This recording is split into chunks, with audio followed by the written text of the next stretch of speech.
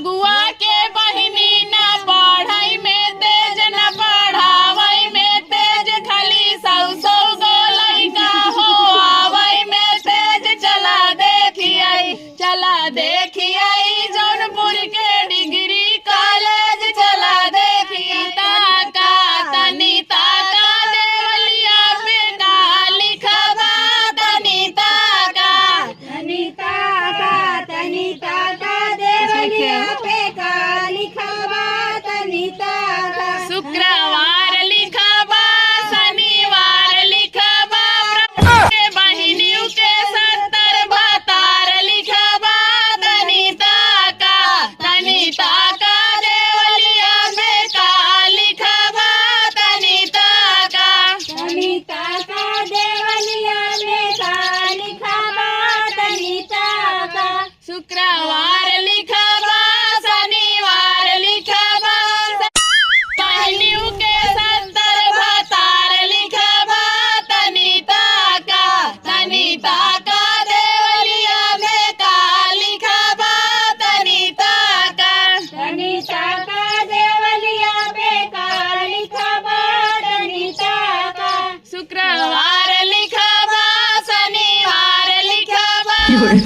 बहिनियों के 70 भतार लिखबा तनी ताका देवलिया में का लिखबा तनी ताका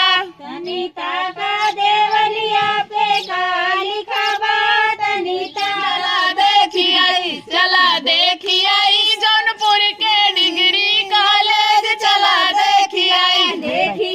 जौनपुर के डिग्री कॉलेज चला देखिए जौनपुर के डिग्री कॉलेज चला जौनपुर के डिग्री कॉलेज चला देखिए अगुआ के बहिनी न पढ़ाई में तेज न पढ़ावई में तेज खाली सौ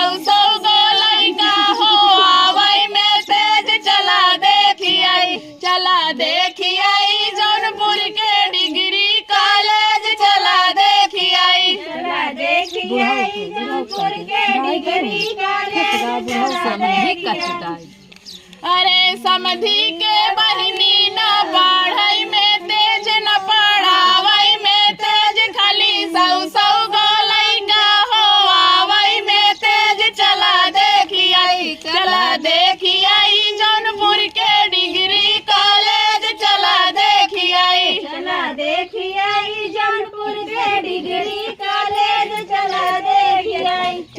देखिए जौनपुर के डिग्री कॉलेज चला देखिए जौनपुर के डिग्री